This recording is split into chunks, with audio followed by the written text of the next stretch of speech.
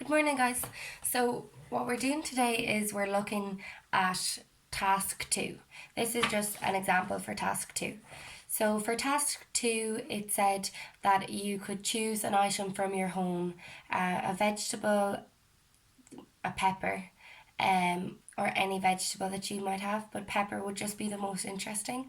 A fruit, any fruit cut in half, a plug or a shirt on a hanger. So what I've chosen is an apple. So I've just cut it in half and it's kind of discolouring at the moment.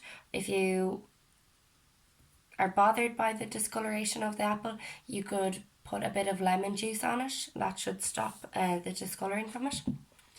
I've just cut it in half to make it more interesting as a composition. So I'm going to have one side facing up and the other side facing down. The things that we're focusing on today is observation. So we're thinking about looking at the object and we're making sure that our eyes are always looking back to the object as well as looking at the page. Sometimes we get too focused on looking at the page and we forget to look up, but it's just all about practice. So if we do today's task well, then you'll be better for it in the future.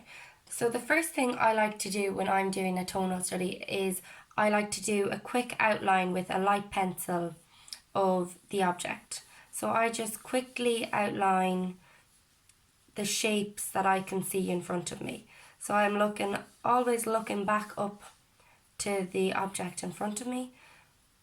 So you might have chosen to do the plug or the shirt or the vegetable or the pepper, and all the rules apply the same. It's always really important to look back up at your object.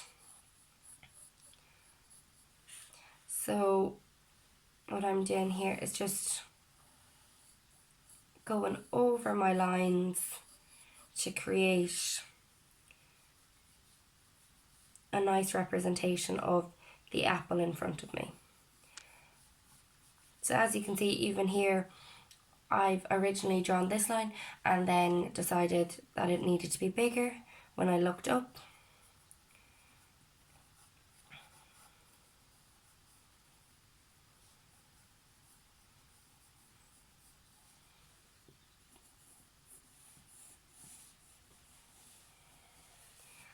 And then below me, what can I see? So the apple, the bottom half of the apple is still visible to my eye, so I'll include that as well.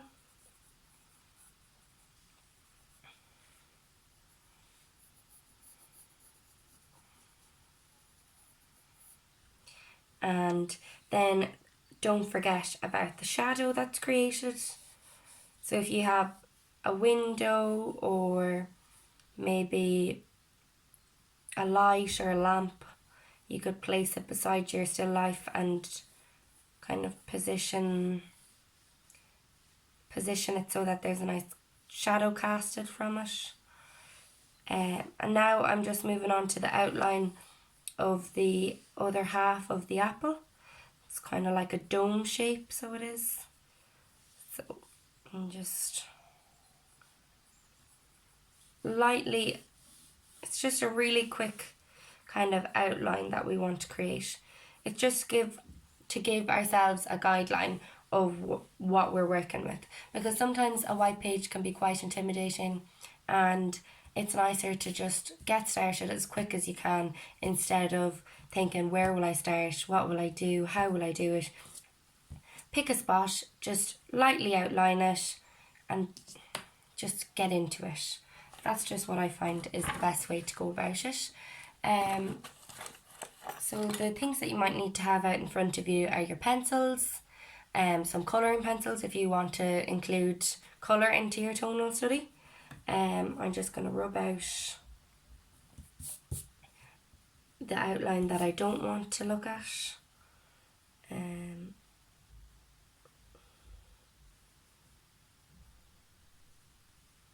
Yeah, that's fine. And I'd advise, try not to use your rubber as much. try to just layer over it and see how you're getting on using your pencils. So I have, my method to tonal study is building up. So I like to build from light to dark. So I'm looking at the core section here, and it's kind of darkest at the bottom, just kind of a line across. So I'm using a light pencil, maybe it's a H pencil. And then I'm going back in with my 2B pencil just to darken that section as well. And then we're going upwards. We're just lightly creating shade where it appears to be on the core. So, and you can just, if you see any light kind of hitting it, just leave those areas blank, and then you can come back in with your pencil if you need to.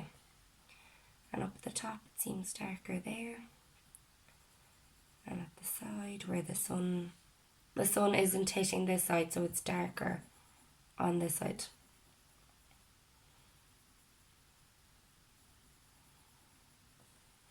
And then going back in with my 2B pencil, just adding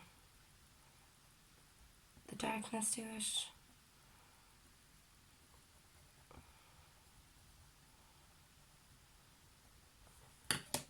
And then creating some lightness just lightly with the pencil, and then reworking it with the 2B pencil. You don't have to go hard on it. It's just all about building up. So there's different ways to build up shade, using lighter pencils and then darker pencils over it. And then you can use the lighter pencil again to kind of seal the shade that you've created. There's also cross hatching, so it's when you create lines like this and then you're going across the lines again, just creating different types of shade. That would be good shades to use for your shading or your kind of shadow effect. What else? So I've also decided that I might want to do a colour study, so I'm going to decide maybe I might do my colour study on this section of the apple. So I'm just going to box that off and write colour study above it so that I remember to do it. And really important, whenever you're doing a sketch, write the date and your name, and how long maybe it took for you to do it. So if I'm going to try and spend maybe 30 minutes at it today, and then that'll be my plan for that. And if I want, I might come back to it, and if I come back to it, I'll just write plus 10 minutes or plus 20 minutes. But try and not to spend too long on it. But also, when you do sit down to do it, sit down for half an hour or 40 minutes and just try and get as much as you can done. So just really focusing on where is the light hitting it and where is the darkest kind of spots.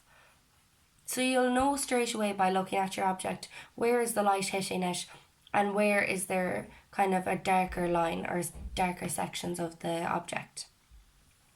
They're just my tips for when you're doing your tonal study.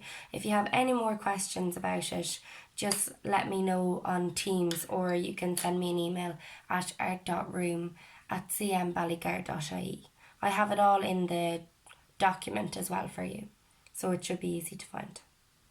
Okay, thanks guys.